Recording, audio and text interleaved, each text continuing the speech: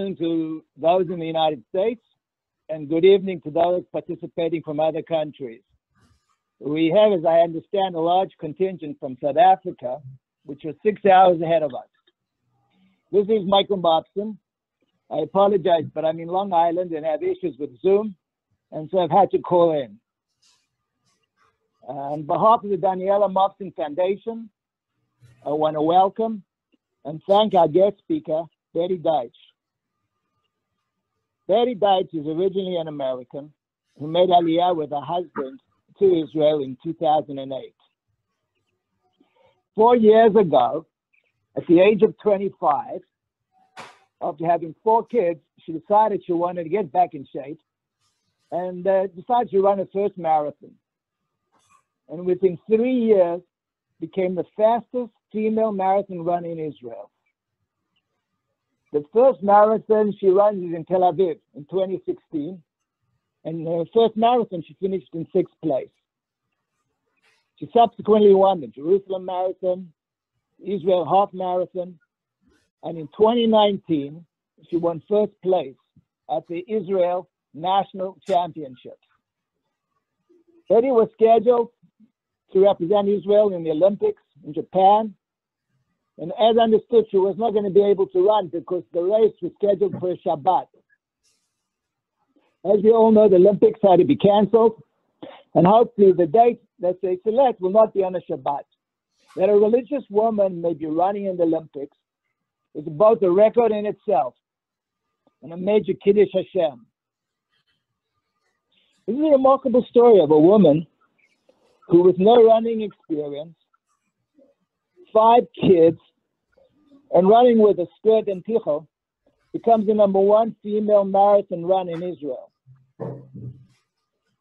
There probably are very few other Jewish women that have ever defied the stereotype of a religious woman to such an extent. The Jerusalem Post voted her one of the 50 outstanding Jews of 2019. Beatie has leveraged her success to do outreach, both all over Israel and with the international world Jewish community, with a focus on Emunah, which she accredits as playing a big role in her success as a runner. Daniella, as we all know, had tremendous Emunah. It was in her DNA and was supplemented by learning with Chavutos, participating in Shirim, and to a large extent by doing Chesed. Beatie is someone who would have been an inspiration for Daniella, and someone with whom she would have connected to very strongly.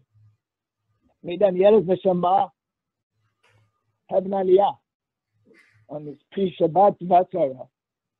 So thank you to you all for participating. I want to thank Ethan Stein, representing Chabad Young Professionals, who was responsible for facilitating this year. I also want to acknowledge the roles played by Annie Shabbat and Lizzie Brenner. On a separate note, Beatie, I don't know if you know, but we have a Team Daniella that runs the New York Half and Full Marathon. So if you're up to it, we'd love to have you join the Full Marathon if it takes place in November this year. Let me hand it over to you, Beatie. Thank you so much. So it's really I'm really humbled to be able to speak here for an organization that honors the memory of such an incredible, special young woman. I read and I wasn't privileged to ever meet Daniella personally, but everything that I read about her was so inspiring to me. And it's also very special because I also raise money for a Beit Daniella. So I feel a connection. And if I do, when God willing, I do run in the New York Marathon one day, I would love to run with Team Daniella. And it's amazing everything that all the chesed and learning that you're continuing to do in her memory. It's truly incredible. And she's such a special neshama. So like you said, if you had told me, the truth is, if you had told me 4 years ago or 4.5 years ago that I would be sitting here tonight sharing, you know, hi, I'm the national marathon champion of Israel. I'm a candidate for the Tokyo 2020 Olympics. I would have laughed in your face because 4.5 years ago, I wasn't running at all. And what I've learned the most on my journey, a theme that keeps coming up for me, is that we have so much more strength within us than we realize. And we are often so much more capable than we're even truly aware of. And it's possible that we could go our whole life without even recognizing what those strengths and unique gifts and talents are that we possess. And I think what my journey has really highlighted for me is, you know, I only realized so much later in life that I had this gift of running. And can you imagine if every single one of us out there, we all have something special about us, a gift that we've been blessed with from God. And can you imagine if we go our whole life without tapping into it? And I want to just share the words of my mentor, Rabbi and personal Rabbi Lawrence Kellerman, that I found very powerful and that also have been a constant source of inspiration to me on my journey. And he says, there's no one exactly like you on earth today with your precise physical, intellectual, spiritual profiles. There never has been anyone like you, and there never will be anyone like you in the future. You are a one-time phenomenon. And if you are so unique, then it must be you were put here with a very special mission. Fulfilling that mission requires recognizing who you truly are with all your strengths and potentials. And so that's the message that I'm most passionate about sharing, and that my running journey has brought out for me. Because it's not just about running, it's about every single one of us recognizing that we are here on a mission, and that when we tap into, each one of us has a Tselem Elohim, a piece of godliness within us. And when we connect to that spark and recognize that through fulfilling our mission, we're shining God's light into the world, shining God's presence into the world. And it's not just us. We're part of a much bigger picture. And if one of us is not connected to who we are, to what makes us unique, and doesn't recognize what is special about us, then it's as if I would like look at the Mona Lisa on the wall and say, the Mona Lisa is missing the smile. Because everyone plays an integral role in what it means to be part of the Jewish people, to be part of Am Yisrael. And every single one of us is a unique piece in the puzzle and is necessary and integral into bringing God's presence into the world. So tonight I want to share with you some of the lessons that I've learned from the 5 marathons. I ran actually 6 marathons. And I'm going to share 5 themes that came up for me that are connected to helping each one of us tap into our potential, tap into who we are. And I also want to speak about the theme of faith, because like Rabbi Moffson shared, Daniella was someone who embodied emunah, faith.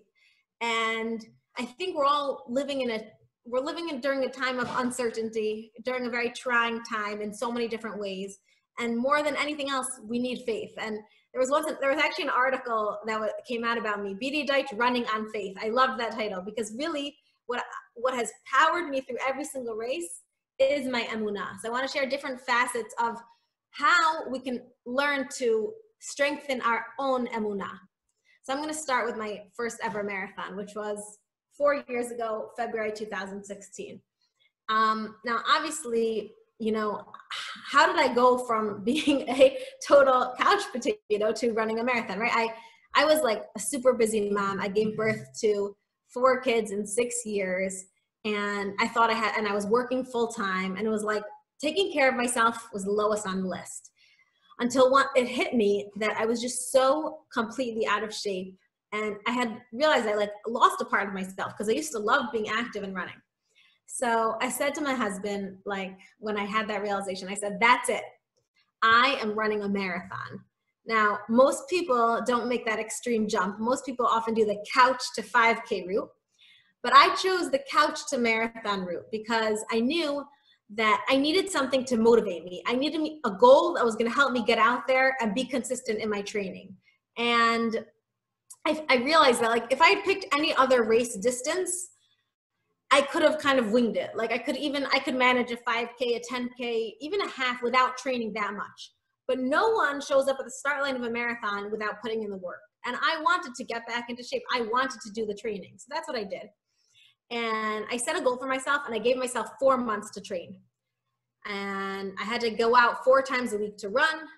And as soon as I started running, as soon as I went out there, I loved it. And I realized it was crazy. I had gone so long not taking care of my body, not doing something that I really enjoyed, which I realized like so many times as mothers, we end up in this position.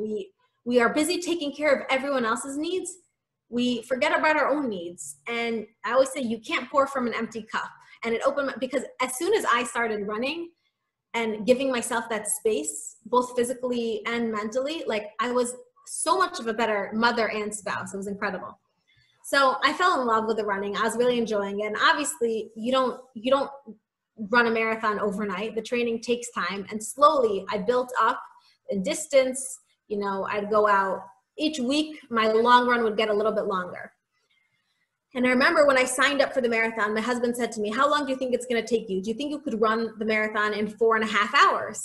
And I was busy doing the math. And I said, no way, 26.2 miles. 4.5 hours, that's 10 minutes per mile. No. That's way too fast for me. I did not think that was possible. So he said to me, okay, he's registering me, filling out the form. He said, I'll put down 4 hours and 40 minutes. And I said, fine, okay, I should be able to do that. Now training's going well. It's progressing. About a month before the marathon, my husband said to me, he turns to me and says, you don't want to just cross the finish line of the marathon. You want to know when you cross the finish line that you gave it your all and you got the best possible time you could. And I remember I looked at him, I was like, are you crazy? Like, isn't crossing the finish line of the marathon enough? Like, isn't that big enough goal? Like I've never run anything in my life before and I'm going to run a full marathon. I don't need to do more than that. I don't want any pressure. I don't want any time goal. So my husband said, no, I'm telling you, and he knows me because I am naturally competitive. I like to push myself. He said, you want to know that you got the best out of yourself, that you did the best you possible could on that day. And I was like, I guess so. What do you have in mind? What are you telling me? So he said, why don't you go out and run a time trial? See how long it's going to take you to run a half marathon. And based on that, we'll plug that distance into a marathon race predictor and it will tell you what you should be capable of in a full marathon. So even though I didn't want any pressure, I don't want to push myself, I don't want too much expectation, I listened to his plan. And I went out and I ran my own half marathon in the park, a time trial. I did 13 loops of a park in Jerusalem gone soccer by myself. And I came home and I told him, by the end I was feeling good, kept getting a little bit faster. I said, it took me 1 hour and 41 minutes. And so my husband said to me, you should be able to run the full marathon in 3.5 hours. That's what the race predictor says. And I remember when he said that, I was like, you're crazy. That's nuts. There's no way I can do that. And it was terrifying because I don't know how many people here are runners, but the number one mistake that amateur runners make is they go out too fast. At the beginning of the race, there's so much adrenaline and energy and the music's pumping and everything feels so good. And of course, your feet feel great because they haven't run a step. So you start out too fast. Now what happens if you start out too fast? You burn out and you can't finish. And the lactic acid builds up quickly. You hit the fatigue, you cramp up, and there's no way you're finishing that full marathon. So my biggest fear is that I'm not going to be able to finish the race. And there's no way I think it's possible for me to run these 26.2 miles at an 8-minute per mile pace. That's what 3.5 hour marathon is. It's terrifying. It's crazy. But my husband kept encouraging me and he told me, he said, you don't have to start out exactly at 8 minutes. You can start out a little bit slower and get progressively faster with each mile. And not only that, he bought me a running watch and he programmed it that it would literally beep if I went too fast or too slow. So he pretty much gave me no choice. And he told me, you're going to do this. And I remember there I am standing at the start line of my first ever marathon, pretty much 4 years ago. totally overwhelmed by this mission, freaked out. Like, what if I can't do it? What if I blow up? What if it's too fast? I'm not gonna be able to make it. This is crazy. I never ran that distance before. I've never run 26.2 miles in my life. And I was not running almost any of my regular runs at that pace. And the gun goes off, the race starts, and I start running, and I'm busy. My eyes are glued to my watch. And, you know, after the first, things are going well. It's feeling good. And by the time I cross the get to the halfway point, I realize I'm feeling pretty good. And maybe I can even go a little bit faster. And 5 miles to the finish line, my kids were all there with signs cheering me on. And my husband ran the last 5 miles of my first ever marathon. And I always get very emotional when I share it, because like when I was in that moment, I just had no idea what it was gonna lead me to. And I crossed the finish line of my first ever marathon, which, remember, 4 months before, I did not think I'd be able to run in 4.5 hours. I crossed the finish line in 3 hours and 27 minutes. And the reason I'm sharing that with you today, and I share with every single audience I speak to, is because if I hadn't taken that risk and done something that was incredibly scary for me, I probably wouldn't be standing here today. You know why? Because I never would have realized the gift that I had, this gift of running. Because I recognized, wait, wow, I am really good at this. I just did a marathon in 3.5 hours. I never thought I would be able to do that. And most people who sign up for their first ever marathon don't run a marathon in that time after training for 4 months. But you know what? I only recognized that because I took a risk and I stepped out of my comfort zone. And that taught me the greatest growth in life happens when we step out of our comfort zone. And it changed my perspective on life and on challenges in life in particular. Because it crystallized for me something I had learned my whole life growing up, but I never fully understood. And that's the concept of nisayon, of tests, challenges in life. We all go through tests in life. God sends us tests. And we know this. We know this from the Torah because God tested Abraham 10 times. And specifically, Nachmanides examines this concept of test. He says, what is the purpose of a test, of a nisayon? Why does God need to test us? It's not like a teacher who needs to know how well we know the material, who needs to get us a mark because she needs to understand how well we know it. God knows exactly what we're going to do. The purpose of the test is for us. And Nachmanides explains the root of the word nisayon. If I was good, I would share my screen and write it, but is nis, which is a banner, a flag. And he says that every test a person goes through, it's a revelation experience. It's like waving a flag on high because it reveals for us our strengths that we have. And the words he says in Hebrew that I find so beautiful are lahavi min hakoach el hapoel, to bring out our potential to action.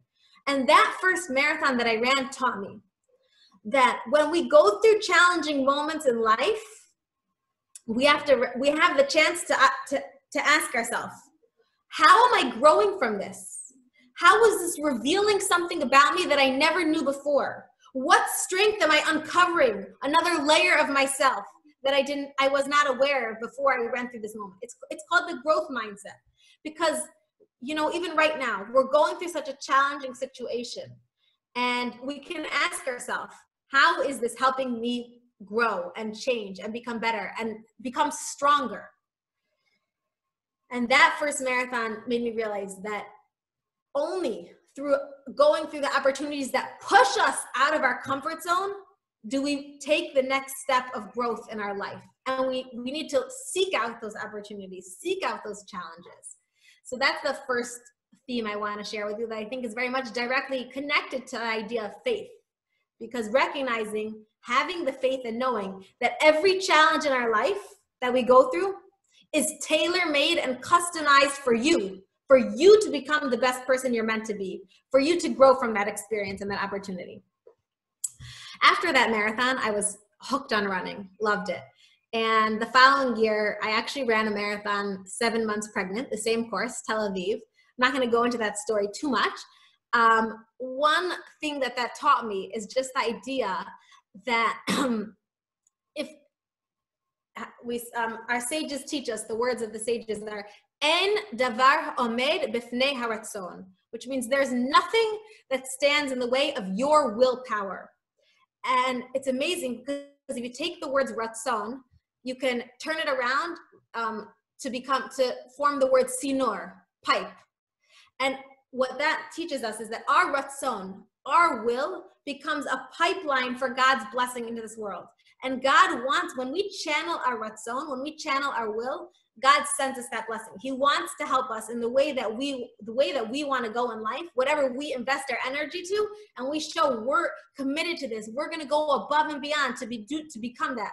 God is going to send us that blessing. So I recognize, like, I had this will and desire to continue to train and stay strong and take care of myself throughout my pregnancy. And that is what motivated me to run a full marathon 7 months pregnant. After I gave birth, thank God, to one beautiful, healthy, my fifth child, my marathon baby, who, as a postscript, actually, it was funny. I was taking her to her GAN one day, her play group, and unprompted, her teacher said to me, you know, your daughter, she has so much ratzon, which means she's a stubborn child, right? She's gonna, whatever she wants her way, she tries and gets it. And I was laughing. I said, that's right, because she's my marathon baby. And you know what I channeled the entire time I was pregnant? That if you have a will, there's a way. And so she has that trait. So I set a goal for myself the following year that I wanted to run and win the Jerusalem Marathon. I wanted to be the fastest Israeli woman. And I chose that because I realized, you know, what's unique about the Jerusalem Marathon? It's a very hilly course. So it doesn't attract the best runners in Israel.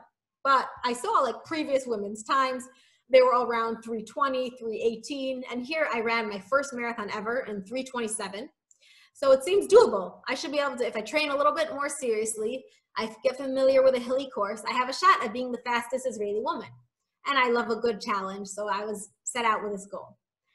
And I'm training a little bit more seriously, you know, on my own still, no coach, but I would go out 5-6 times a week. I would do some workouts. And about a month and a half before the marathon, I ran my first long run, 20 miles. And I came back completely depleted. Like, I couldn't breathe. I was so fatigued. And it had taken me 3 hours to run, which for me was like long, but not just that, a half an hour of stop. Like, I had to rest all the time because I kept feeling like I was so short of breath. And I said, what's going on with me? Why do I feel like I'm getting weaker, not stronger? I've been training already for 6 months, but I feel like I'm losing strength. So I decided to get a blood test to see what was going on. And sure enough, the results come back and I am severely anemic. And the doctor said to me, you know, most people in your situation would be lying on the couch, not trying to run 50, 60 miles a week. And I was like, but doctor, I have a race I'm trying to win in a month and a half. This can't be. And then they told me, you know, why don't you go and why are you so anemic? You should really test yourself for celiac disease. And I remember laughing. I was like, oh, I've already tested myself because I have 4 siblings with celiac disease. And I was always the lucky child that didn't have it. But guess what? Sure enough, I did the test and results come back and I do have celiac disease. And in that moment, now I will say there's not a big deal to go gluten-free these days. It's very popular. But in that moment, it felt, when I had all these big plans and dreams and hopes, I wanted to win the Jerusalem Marathon. All of a sudden, everything was coming crashing down. And I'm sure you could all relate to this in your own way, because we all have moments where the goals we're working towards, the vision we have for ourselves, the dreams we want, they're not working out and everything comes crashing down. And in those difficult moments, you have 2 choices. You can ask yourself, you can say, oh my gosh, this didn't work out. I might as well give up right now. You know, it's never going to work out. I'll never get there. And have you ever noticed the second you let that negative voice creep into your head, it just becomes a vicious negative cycle from there. And you completely lose, like, you go into this downward cycle. It's amazing, the power of our mind. But the other option you have is to find the positive and to hold on to the positive and look for the positive in every single situation. And I guarantee you that if you choose option B,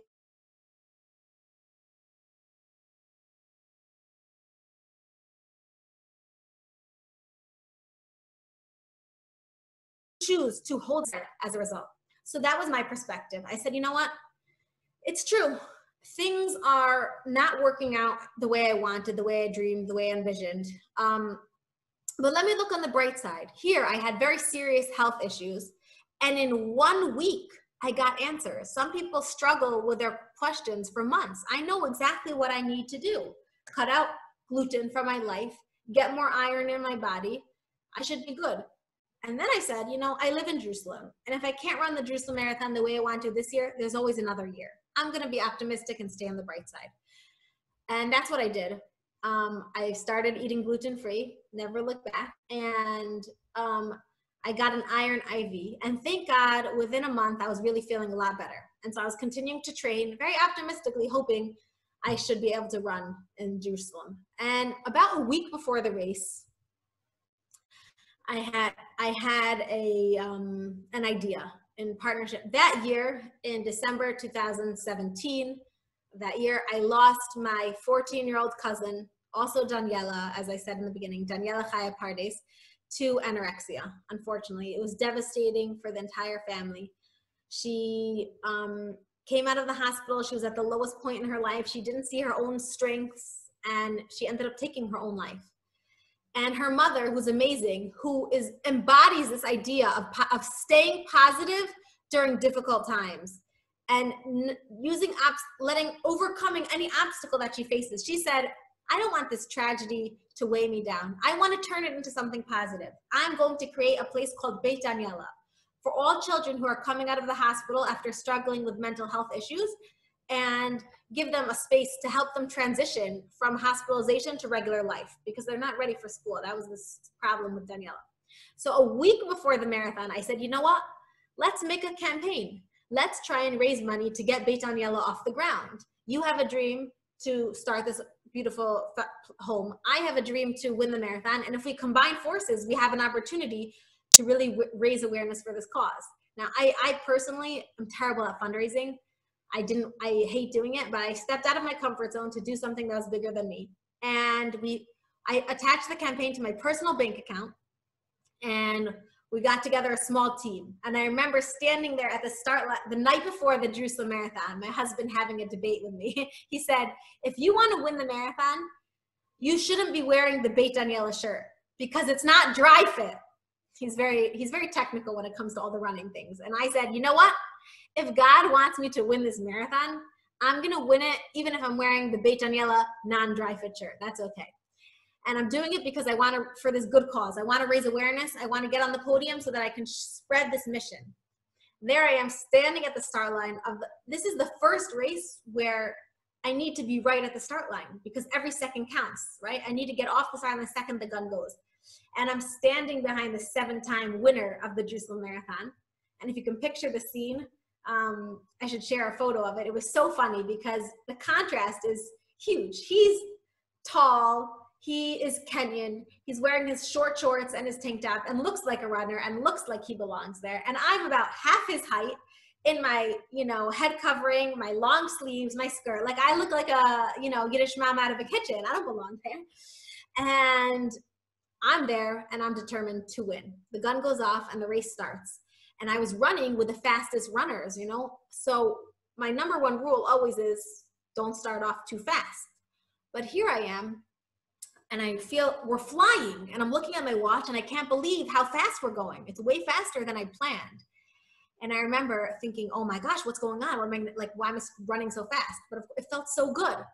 So then I had a conversation with God, and I talked to God all the time, all throughout my day, and all the time when I'm running, and of course during races. And I always say, every single one of us, we have a direct line to God. We can talk to him whenever we need. He's listening to us. And these were the words I said. I said, God, as Jews, we have a principle. We don't rely on miracles. We're not allowed to rely on miracles. We have to do every physical effort it takes in this world. But you know what, God? I'm not asking you for a miracle because I did the training. I put in the hard work. All I'm asking you for is if you want to give me a little extra speed today, I'll take it. that's not too much for you, God, right? Not too much to ask. And then I started to think, and I reminded myself, really, God's the source of my strength. And the blessing that we make every single morning, Hanoten laya'ef koach, God gives strength to the weary. And those were the words I repeated over and over and over as I'm running. And I said, when I'm tired, God, you are going to carry me. And you know what? I'm running through the holy streets of Jerusalem. And I repeated the words of the Psalms, of the promise that God says to us, Va'asa etchem al kanfei nisharim. I'll carry you on the wings of eagles. And God's carrying me. That's all. That's what I thought. And I literally didn't look at my watch once as I was running after that. I followed a nice Italian guy. He paced me for the remainder of the race. And I remember the last mile of that marathon is all uphill. After you've gone literally like 25 miles of hill. And I sprinted to the finish line and crossed the finish line, which a month and a half before, remember, I was at it was a huge obstacle. I had no idea if I was going to be able to even run. So I crossed the finish line, fastest Israeli woman, 3 hours, 9 minutes. But what I'm most proud of from that race is because we set up a campaign for Beit Daniella, we raised close to $50,000, $25,000 from that race and then more subsequent races. And Beit Daniella is currently open and serving the needs of so many children and saving their lives. And to me, that's more important and more special than any of the races that I've won, to be able to say that I could use my talent and strength to make a difference for these children. So that was my second theme that I wanted to touch on, is just the idea that when we face obstacles in life, to find the positive and hold on to the positive. That's how we're going to get through them. The following year, I actually trained and ran the Tiberius Israel National Championship Marathon. So what happened is, basically, after I won Jerusalem, so many people said to me, okay, Beatie, like, you got to get serious. You got to join a running group. You got to get a coach. You have so much talent. You need to develop it. And, you know, I was a mom of 5 working full time, didn't have so much time, but I listened to people and I joined a group, a nice running group. And we had a coach, and my coach told me, okay, all the serious runners in Israel, they all train for Tiberius. That's the Israel National Championship. That's what we're training for. That's a great course. Fine, okay. So here I am, you know, I'm thinking, I'm not going to win that race because, like, I'm a newbie runner, but, you know, I'll probably get I'll do well. It's a good chance to get a faster time. And we're building up for this marathon, training for 4 months, solid months, lots of work, week in, week out. And then we have the half marathon championship a month before the race. And I finished that race feeling so good. I like crossed the finish line and I couldn't believe it was already the finish line. It was like, wait, I want to keep running. And I won actually the half marathon national championship. It was a pouring rainy day. And I remember I was standing there in my skirt and I was thinking at the start line, you know, I have a disadvantage because I'm going to be schlepping my extra heavy skirt with all the rain. And then I quickly corrected myself and I said, our mitzvot are never weigh us down. Our mitzvot are our wings. They help us fly. And I said, my skirt is what's going to power me to the finish line. And sure enough, it did. I won that race. And after that, I realized, you know, I have a chance at like maybe even trying to qualify for the Olympics. At the time, the standard for a women's marathon was 2:45. And I ran a 1:19 half marathon. And that gave me a really good shot at trying to run potentially a 2:45 marathon. And not only that, a week before the marathon, my coach said to me, she says, listen, I know all the women who are signed up for this race. I looked through the participants and I know what they're capable of. And I know what you're capable of. And you're going to win this marathon. You have it in you, she said to me. She says, all you need, she gives everyone a week before the race, their training, you know, their race day plan. And she said to me, all you need to do is run 26.2 miles at a pace of 6:26 minutes per mile. I always joke with people, you can go out and try it and see how it feels for 1 mile. And then you have it. The race is in the bag, you've won. And that's what she tells me, that's her plan. I remember that would give me a 2:48 marathon. And I asked her, I said to her, do you think it's possible for me to try and run a 2:45? And she said to me, if you try and go faster before the 20 mile mark, and these were her words in Hebrew, if you try and push the pace before the 20-mile mark, oy vavoilach, like woe to you, don't do it. She's like, listen, Beatie, I think you're capable of a 2:48 marathon, but that's a huge, crazy jump. And don't be greedy. Don't try and go too far. Like, don't push for the 2:45. In the back of my mind, I wanted the 2:45 because I wanted to try and qualify for the Olympics. So I was busy calculating how much faster do I have to go in the final 6 miles of the marathon to cut an additional 3 minutes off my time. I was doing that calculation. The day of the race comes, and this was a big deal. People in Israel had started to already know me, so there's a lot of anticipation, expectation. You know, my coach tells me I'm going to win. My entire family was coming up with me to cheer me on at the race. It's in Tiberium, and the plan was we would all be in Tzfat afterwards for Shabbat. And I'm standing on the start line, ready to go. The gun goes off, and we start running. And I remember it felt so good. It felt like floating, you know, so smooth, so fluid. And I always say, running is a celebration of the miracle that our body is. And every single step we take is a miracle. It's a gift that we take for granted. And the more I run, the more I realize how many moving parts there are every time we take a step, how many muscles, tendons, ligaments have to work together, and how much of a miracle our body is. And I was singing it just felt like a dance. I'm running, and I was singing the words of a song, Kol Atzmotai Tomarna, all my bones will say, Hashem mikamocha, God, who is like you? Every single part of my body will bless and celebrate this miracle, God. That's what was going through my head. And it's flowing perfectly. We're clicking off the miles. I was running with the guys that I had trained with week in, week out. And there was one woman behind me, but I could tell she was struggling. And as we're getting closer to the halfway point, suddenly I see on the other side, already coming back, because this is an out and back course, you just go there and back, I see another woman. I can't believe it. Who is she? I hadn't seen her at the start line. She hadn't been on the list of registered participants. Like, where'd she come from? So then I think maybe she's not Israeli, because this is the Israel National Championship. And if she's not Israeli, then, you know, it's okay. But I look over, and sure enough, she is Israeli. And not only that, she holds the record in Israel for like the fastest marathon time. She's run a 2:38 marathon this year, and she's ahead of me. So I guess there goes my marathon. I'm not catching up to her, right? And my heart sinks for 1 minute. And I'm a little bit disappointed, not really so much about myself, but more because of everyone who had come up to cheer me on. I'm going to disappoint them. And then a second later, these words go through my head.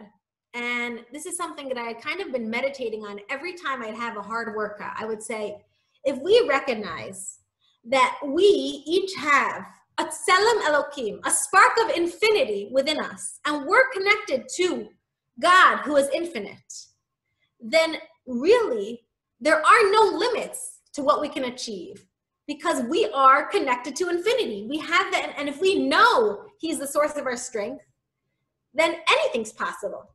So the words I said in my head, and someone actually made me a beautiful bracelet that I can wear all the time. It's my mantra. I said, God is with me every step, and anything is possible. And I'm telling you now, I know the outcome. But in that moment, I had no idea what was going to happen. But those are the words I chose to hold on to, and I repeated over and over and over. And I said to myself, you know what? The race is not over till it's over, and I'm going to give it the best shot I've got. And we get to the halfway point, and I told the guys that I was running with, who I had trained with, you know, and they all knew our coach's instructions. You're not allowed to go faster at the halfway point because you still have another 13 miles to go. But I said to them, listen, I don't really have anything to lose. I'm going to go try and catch up to that woman. And they told me after, as I started running, they're like, we wanted to run after you and grab you, but we couldn't touch you. So I said, peace out. And I started running ahead. And I remember I had two voices in my head. I had the words of my coach, who's like, what are you doing? You're going to blow up. You still have another 13 miles to go. Are you crazy? How are you running so fast? But I chose to ignore those voices and hold on to the more powerful voice of my own, saying, Hashem, God is with me every single step of the way, and anything's possible. And to truly trust and believe and know that he could get me there. And I continued running. I caught up to someone who I paced myself off of him for another mile or two, and then I felt good, so I kept on running. And as I'm running top speed, people on the other side were cheering, and they said, "Yelena's not so far ahead." And I remember I couldn't believe it. I was blinking at, what? That's crazy. I'm actually getting closer. Yelena was the woman I was chasing. Sure enough, I look ahead. We're down a hill, and she's there. So I sprint down the hill. I love hills. I'm from Jerusalem. And I land right behind her back. And I think to myself, amazing. All I have to do is stick with her for the rest of the race. And about 100 meters to the finish line, I'll sprint ahead, hopefully have a stronger finish. And I've regained the national championship. You know what happened? After 2 minutes, she turned to me and she said, "Ani gmura, I'm finished. It's your race, keep going." And she was such a good sport. She didn't want me to miss out on even one possible second of the time I could do. And she realized she wasn't having her day. She wasn't feeling good. She had slowed down. And I was still feeling good. And it was my day. And she encouraged me to keep going. And I kept running. And at this point, my watch, I had a race predictor on my watch. It was telling me what I was going to do. And now it's telling me 2:44. And I'm thinking maybe it could go even a little faster. And it's telling me 2:43. And I crossed the finish line of the marathon in 2 hours and 42 minutes, fastest Israeli woman. I cut 6 minutes off my time. I ran 6 minutes faster in the second half of the marathon. And I want to tell you the words of my coach, who's my coach today. He was a judge on the course when I was running then, and he is a proud atheist. We have a wonderful relationship. And he said to me, he's like, "I looked at all the workouts you ran leading up to that race." And he knows his numbers cold. He never misses a second. He said, "There is no physiological explanation for how you ran the way you did. It was a miracle." Those were his words, not mine. But I always say, when you open the door for God in your life, and you know He is the source of your strength, there's nothing that's too big for God. There's nothing too small for God. And you open that door for Him, God opens the doors for you. So that marathon, 2019 Tiberium National Championship, catapulted me into the world of professional running. Because after that, I actually got a call from the Israeli Olympic Committee. And they said, because you ran a time of 2:42, which I actually hadn't even realized was significant in Israel. The 2:45 was the American standard. And they said to me, they said, "We want to accept you as a candidate to represent Israel in the Olympics. And we want to, sponsor you to train." Which was amazing. Now, fast forward a few months later, things got very exciting. And in March of 2019, the World Athletic Federation dropped a bomb. And they said that no longer is 2:45 going to be sufficient for the women's marathon time. And guess what? 2:37, which in previous years had been the standard, is not either sufficient. If you want to qualify as a female in the marathon in Tokyo 2020, they're only taking 80 women worldwide. They cut the field in half from 160 to 80, and you need to run a time of 2:29:30. And when I heard that, and my husband heard that, I remember my husband, who's been so supportive my whole journey, he said to me, "Listen, honey, you're an amazing runner, and everything you've done so far is so great. I'm so proud of you. But you can pretty much, kiss your Olympic dreams goodbye, because you're not ever hitting that standard." And you know what I said to him? I said, "My entire journey's been so crazy. And I know that if Hashem wants me to run in the Olympics, there's a way to get there. He'll help me get there. And I have complete faith. If it's meant to happen, He will take me there. I trust it. I trust in Him. And so I'm not giving up just yet." And so together with my coach, we came up with a crazy plan. I'm going to try and go for the ranking, because you don't have to hit the standard necessarily. If you make it to the top 80 women worldwide, you can also qualify. And there's a very complex system of points for how you can make it to the ranking. So we set our sights on Cape Town. And I understand there's a lot of South Africans listening. That's unfortunate. If you want to ask me anything or at any point, anything I'm saying not clear, you can chat so I can see a question. Hopefully that works. So we set our sights on Cape Town, because Cape Town is a gold label course, and it gives you extra points if you place 8th in this marathon. And I trained all summer long.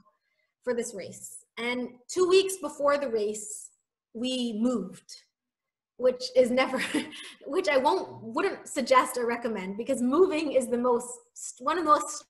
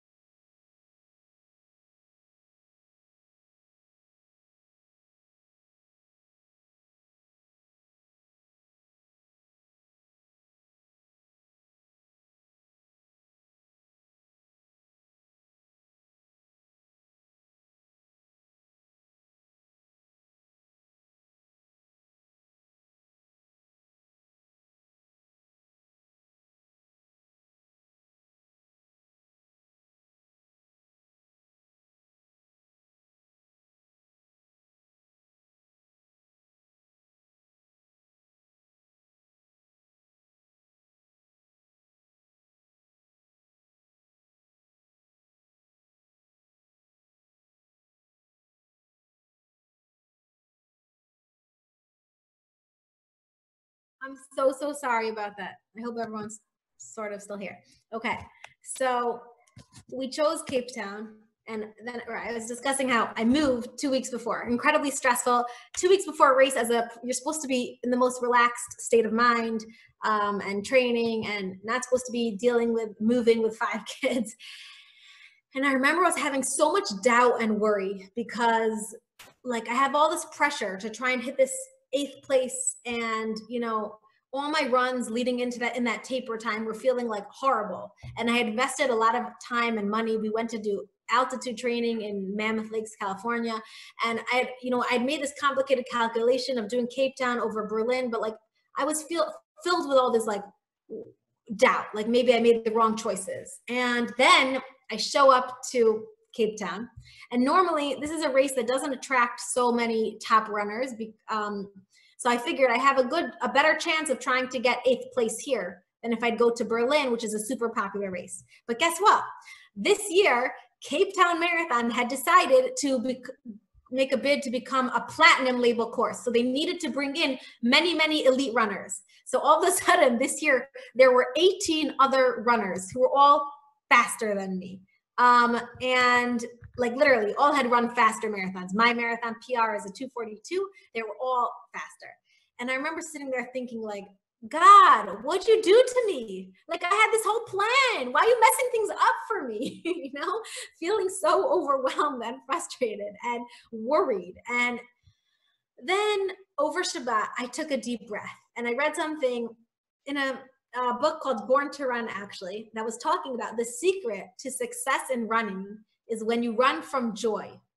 And I thought about that and I meditated on that idea and recognize that when we remove all the worry and doubt from our mind and we recognize, God's running the show and let's be joyful, our body performs much better. Our body responds to that. It's coming from a place of happiness. And so I made a pledge to myself. I said, I'm not going to think about any of the questions, decisions, or I'm going to take all the worry and doubt from my mind. From now until the end of this race, all I'm thinking are happy thoughts. And actually, one of my mentors and teachers, Rabbitzin Yemima Mizrahi, if you listen to a lot of her classes, she always talks about how important simcha is, how important it is to live with joy. And obviously, she quotes Rabbi Nachman, who says, "Mitzvah gedola liot b'simcha tamid." It's one of the greatest commandments we have, to live with joy, to be b'simcha. So that was the pledge I made to myself. And at the start line of the race, I watched 18 elite runners take off in front of me. And I said, I am running my race. I'm not looking at anyone else, how fast they're running. I'm going my pace. I'm doing my thing. And I'm trusting in God's plan for me. And I just took in the beautiful Cape Town scenery, and I absorbed it all with a smile. And I remember I kept telling myself, the party doesn't start until the halfway point. In my mind, it was a party. I'm here to enjoy. And at the halfway point, I realized, okay, you know, now if I feel good, I can pick it up a little bit. And you know what? I started passing other elite women. I saw one woman had, you know, stopped running. Another woman had an injury. Another woman just couldn't keep going. And slowly I'm moving up in the ranking. I had no idea what place I was in at all. And there were a few things that happened that were like difficult on the course. I actually had to stop. I didn't stop, but I had to vomit on the course. And I remember I said, I'm not getting stressed out. I am happy. It's okay. I'm taking it in stride. Last, like, final mile of this course is this big hill. And I passed another 2 women in the final mile. And I came running in to the finish line.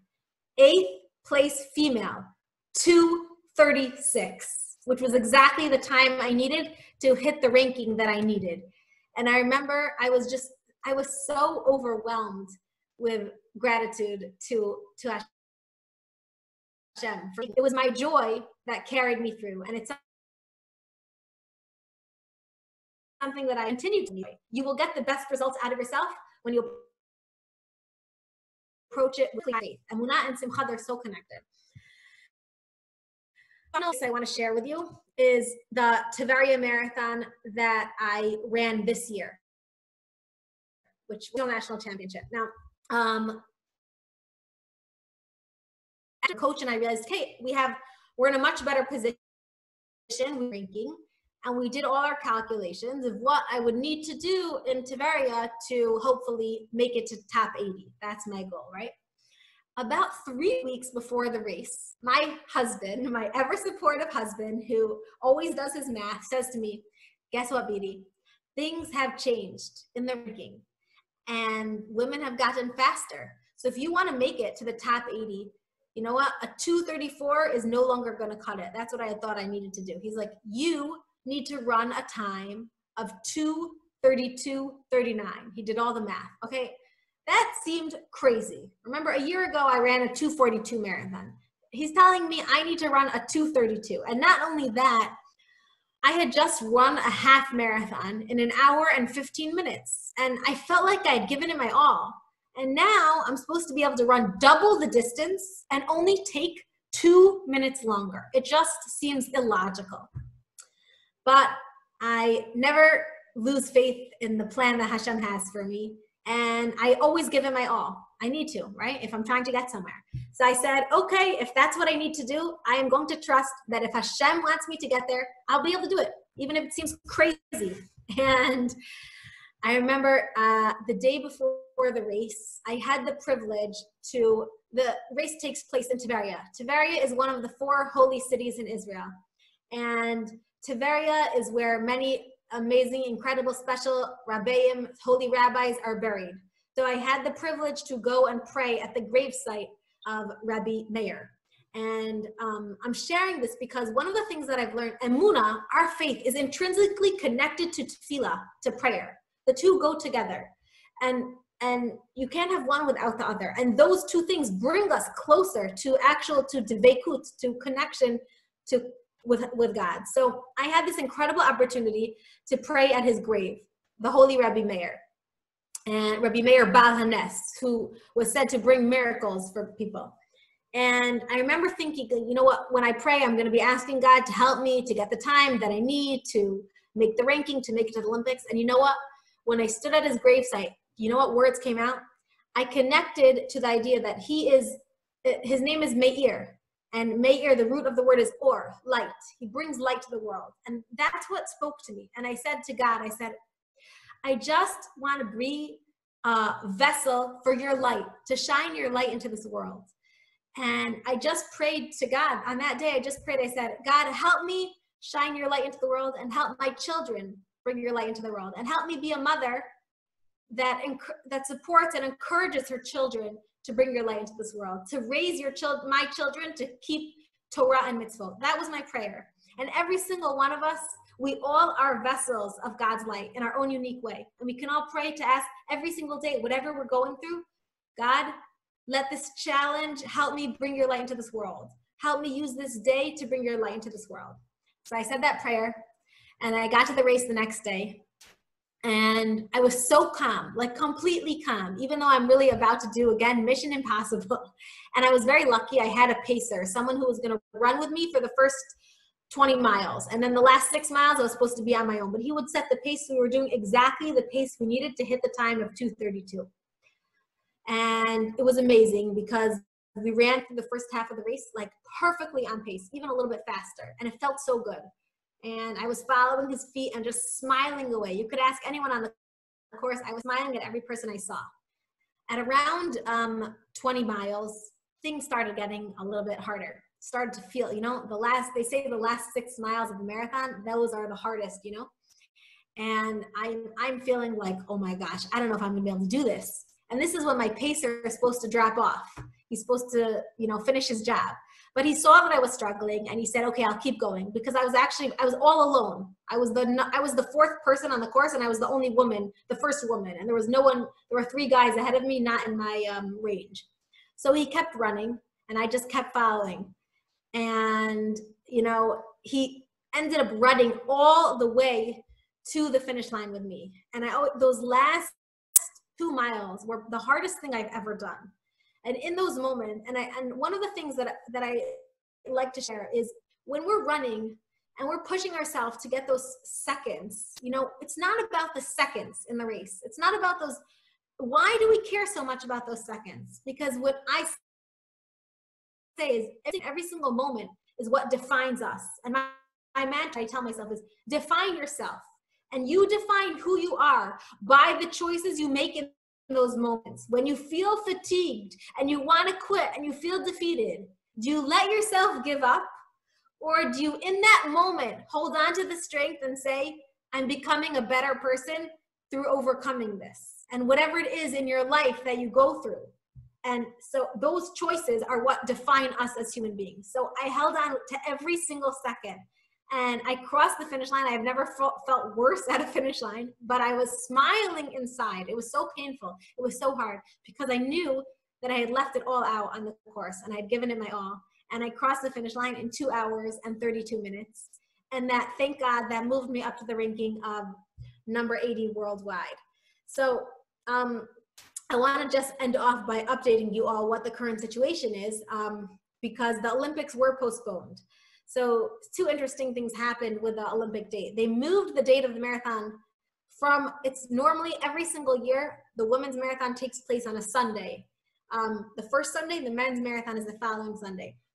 In Tokyo, they moved the date of the women's marathon from a Sunday to a Shabbat because of location complexities. So, but then because of Corona, the date of the marathon was, the Olympics have been postponed. A lot of people got very excited, and even I thought, you know, I see the silver lining in this. But the truth is that they pretty much said they're copy pasting the schedule of the marathon of the same Tokyo 2020 schedule. So it looks like, unfortunately, the women's marathon is still going to be on Shabbat. I'm trying to do my own hishtadlut, my own efforts to move the marathon if it's possible. I don't know yet. But whether or not I'm able to run in the Olympics, I know that I'm able to represent Israel as a runner for Israel. And I'm able to represent the Jewish people worldwide to say that you can still go after your passions and dreams without compromising on your values, and to be proud of it. And I always tell people, when you respect yourself, people respect you. And I just want to end off, you know, we talked a lot about emunah, faith. And people ask me, how do you have this ever-present faith? And I said, you know, I've realized faith is just like muscle that we keep flexing over time, and it becomes stronger and stronger. And when you learn to tell yourself in the difficult moments, the difficult situations, and know Hashem's running the show, God's running the world, and he has a plan for me. And you repeat that every time you go through something difficult, it becomes easier and you become stronger in it. You've developed that emunah muscle. And it's interesting because emunah has the same root as the word in Hebrew for training, imun. Every time I go do a workout, imun. Because emunah, we develop our faith through the training process of working out, through building that muscle every single time we go through challenging moments. And today is Mother's Day. And I think as women and mothers, we have a special extra measure of faith. And one of my favorite words of the Chazal, the sages, is these words, B'zchut nashim tzidkaniot negalu avotenu b'Mitzrayim. In the merit of the righteous women, our forefathers were redeemed in Egypt. Ubizchutan, and in their merit, in our merit, of righteous women today, atidim lihigael, we will be redeemed in the future. And you know what it was? What was their merit? It was their faith. And you know how we know that? When God split the sea, who was there dancing with her tambourine? It was Miriam, because she knew in Egypt when everything was dark and no one else could see and believe it. She said, I believe God's going to do miracles for us. And I'm taking my tambourine with me so that when it happens, I could be the first one to sing and dance. So to all the mothers and women celebrating today, we're going to get through this difficult time that we're in right now.